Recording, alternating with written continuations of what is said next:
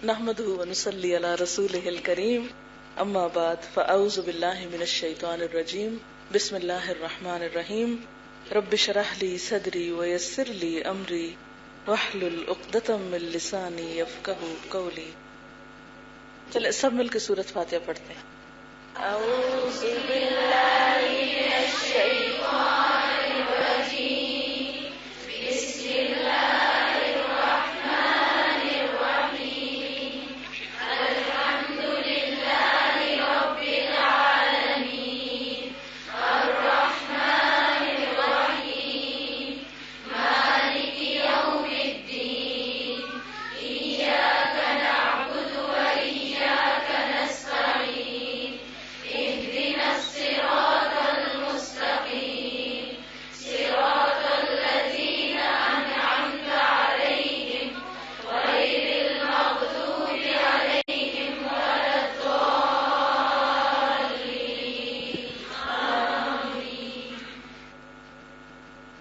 حضرت کعب بن مالک کا بیان ہے کہ جب اللہ تعالیٰ نے میری توبہ قبول فرما لی اور مجھے خوشی ملی تو میں فوراً نبی صلی اللہ علیہ وسلم کی خدمت میں پہنچا. میں نے جا کر سلام کیا. اس وقت آپ صلی اللہ علیہ وسلم کا چہرہ خوشی سے جگمگا رہا تھا، اور جب نبی صلی اللہ علیہ وسلم کو کوئی خوشی حاصل ہوتی تھی تو آپ کا چہرہ اس طرح چمکتا جیسے چاند کا کوئی ٹکڑا ہے، اور ہم آپ کے چہرے کی رونق اور چمک سے سمجھ جاتے کہ آپ اس وقت انتہائی خوش ہیں. سب ایک دوسرے کے چہرے دیکھیں، سب خوش ہیں. نبی صلی اللہ علیہ وسلم جب مدینہ تشریف لائے تو فرمایا تم سال میں 2 دن خوشیاں منایا کرتے تھے، اب خدا نے تم کو ان سے بہتر 2 دن عطا کیے ہیں، یعنی عید الفطر اور عید الاضحیٰ. لہذا سال کے ان 2 اسلامی تہواروں میں خوشی اور مسرت کا پورا مظاہرہ کرنا چاہیے.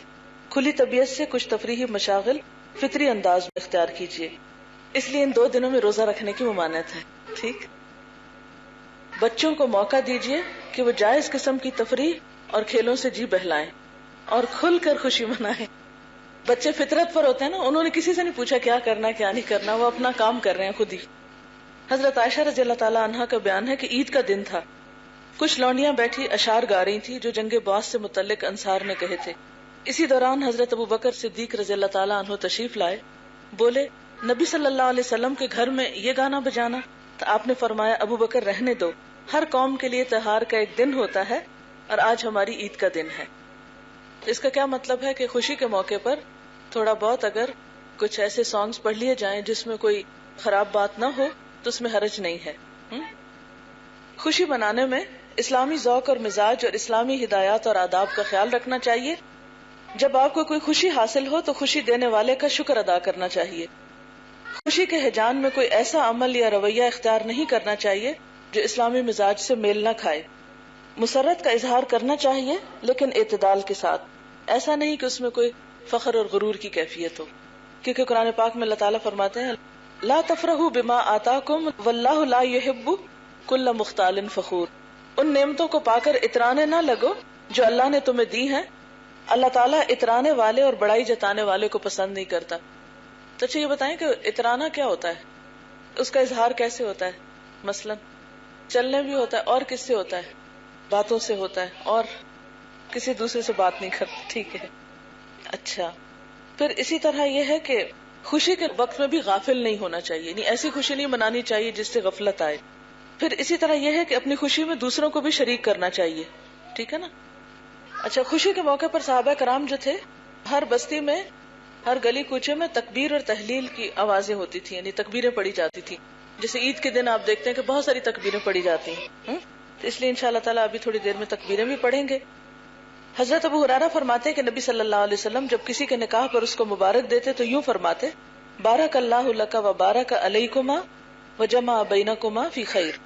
ایک دفعہ حضرت حسین نے کسی کو بچے کی پیدائش پر مبارکباد دینے کا طریقہ سکھاتے ہوئے فرمایا یوں کہا کرو خدا تمہیں اپنے اس عطیے میں خیر و برکت دے، اپنی شکر گزاری کی تمہیں توفیق دے، بچے کو جوانی کی بہاریں دکھائے اور اس کو تمہارا فرما بردار بنائے. یعنی اچھی دعا بھی دینی چاہیے. پھر اسی طرح یہ ہے کہ نبی صلی اللہ علیہ وسلم جب مدینہ تشریف لائے تھے تو سب نے گیت گائے تھے. کون سے؟ طلع البدر علینا. ٹھیک ہے.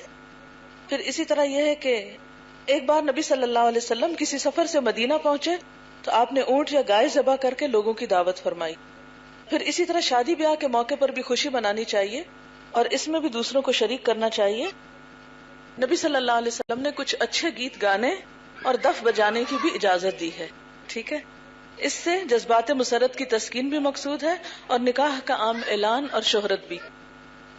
حضرت ربیع بنت معوذ کا نکاح ہوا تو ان کے پاس چند لڑکیاں بیٹھی دف بجا رہی تھیں.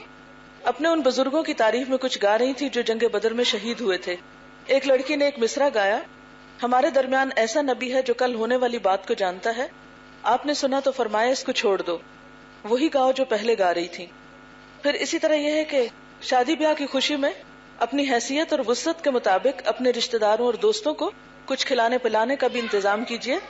نبی صلی اللہ علیہ وسلم نے خود اپنی شادی میں بھی ولیمے کی دعوت کی اور دوسروں کو بھی اس کی تلقین فرمائی. تو شادی کے موقع پر اصل دعوت جو ہوتی ہے وہ ولیمے کی ہوتی ہے. آپ صلی اللہ علیہ وسلم کا ارشاد ہے: اور کچھ نہ ہو تو ایک بکری ہی ذبح کر کے کھلا دو. یعنی اس کا مطلب ہے کہ منیمم ایک بکری ہو سکتی ہے اور ایک بکری سے زیادہ بھی ہو سکتا ہے. یہ ہر شخص کی اپنی وسعت اور حیثیت کے مطابق ہے. شادی میں شرکت کا موقع نہ ہو تو پیغام بھیج کر بھی اس میں شریک ہوا جا سکتا ہے. ٹھیک ہے. تو ہمارے ہاں شادیوں میں عام طور پر جیسے مہندی کی رسم کرتے ہیں یا اور کچھ مائیوں کی رسم کرتے ہیں یا اور چیزیں، تو ان رسموں کی تو کوئی ایسی گنجائش نہیں ہے اور نہ ہی اس قسم کی کوئی مہندی منانے کا پروگرام ہے. صرف یہ ہے کہ دلہن کو زیب و زینت اختیار کرنی چاہیے اور پھر کل جانے سے پہلے تو مہندی نہیں لگ سکتی، وہ تو ایک رات پہلے ہی لگانی پڑتی. اس لیے اس وقت لگانے کا اہتمام کیا گیا. اور چونکہ آپ سب یہاں پر اکٹھے ہیں تو کچھ کون مہندیاں منگائی ہوئی ہیں. آپ میں سے کس کس کو لگانی آتی؟ اس کے ساتھ ہم اس طرح کریں گے کہ عربی میں کچھ سانگز ہیں وہ ہم پلے کریں گے. ٹھیک ہے، سب چھوٹے چھوٹے گروپس میں بیٹھ جائیں، مہندی لگانی شروع کر دیں، انجوائے کریں اور پھر ساتھ ہم وہ آن کر دیتے ہیں. یہ عربی کے ہیں، آپ کو سمجھ تو نہیں آئیں گے لیکن یہ کہ سن سن کے کچھ چیزیں آپ کو سمجھ آنے لگیں گی. ٹھیک ہے، سب نے مہندی لگائی. اچھا یہ بتائیں کس نے مٹھائی نہیں کھائی؟ سب نے مٹھائی کھا لی؟ اچھا ایسا ہے کہ میں چاہتی ہوں کہ آپ ٹائم پر سوئیں تاکہ صبح آپ سب فریش ہوں. ٹھیک ہے. سبحانک اللہم و بحمدک نشہد ان لا الہ الا انت نستغفرک و نتوب الیک. والسلام علیکم و رحمۃ اللہ وبرکاتہ.